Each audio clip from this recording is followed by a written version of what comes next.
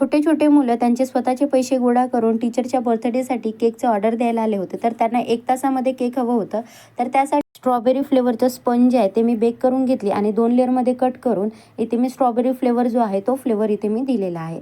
त्यानंतर क्रम कोट केला. क्रम कोट करणे गरजेचे आहे जेणेकरून जे आपले क्रम्स जे आहेत ते लास्ट फिनिशिंगमध्ये येऊ नये, त्यासाठी इथे मी क्रम कोट करून घेतले आणि क्रम कोट झाल्यानंतर सिंपल व्हाईट कलरच्या क्रीमने इथे मी फ्रॉस्टिंग करून घेतली. आता ते अर्जंट केक द्यायचं होतं त्यामुळे इथे मी क्रीम लावून घेतली आणि डायरेक्ट पॅलेट नाईफच्या मदतीने इथे मी टॅप टॅप करत जे आपले टेक्स्चर इफेक्ट जो असतो तो टेक्स्चर इफेक्ट मी केकला दिलेला आहे, जेणेकरून टेक्स्चर इफेक्ट लवकर होतो आणि झटपट ते आपल्याला केक द्यायलाही बरं होते. तर त्यासाठी ते मी टेक्स्चर इफेक्ट दिलेला आहे आणि त्यानंतर सिंपल आपलं जो लिफ नोझल असते, लिफ नोझलच्या मदतीने ते मी सिंपलची जी डिझाईन आहे ती डिझाईन करून घेतलेली आहे.